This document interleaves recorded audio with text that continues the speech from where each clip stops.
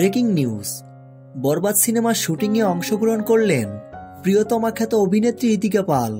বরবাদ সিনেমার শুটিংয়ে মুম্বাই গেছেন শাকিব খান এবং পরিচালক মেহেদী হাসান হৃদয়। এবার সেখানে গিয়ে পৌঁছেছেন কলকাতার জনপ্রিয় অভিনেত্রী ইতিকা পালও। সম্প্রতি সোশ্যাল মিডিয়ায় এমনই একটি ভিডিও প্রকাশ করা হয় এবং ভিডিওটি মুহূর্তেই ভাইরাল হয়ে যায়। প্রকাশিত ভিডিওটিতে দেখা যায় একজন ইতিকা পালকে বলছেন, কিশোরী কিশোরী চললে কোথায়? উত্তরে ইতিকা পাল বললেন, মুম্বাই।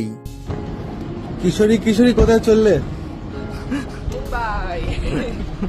এবার পুরোদমে চলছে বরবাদ সিনেমার শুটিং। শাকিব খান ও ইতিকা পালের এই জুটি আবারও ঝড় তুলবে ঈদে। তো ভিউয়ার্স, বরবাদ সিনেমাটি নিয়ে আপনারা কতটা এক্সাইটেড ভিডিওর নিচে কমেন্ট করে জানিয়ে দিন। ভিডিওটি ভালো লাগলে একটা লাইক দিয়ে আমাদের সাথে থাকুন। ধন্যবাদ।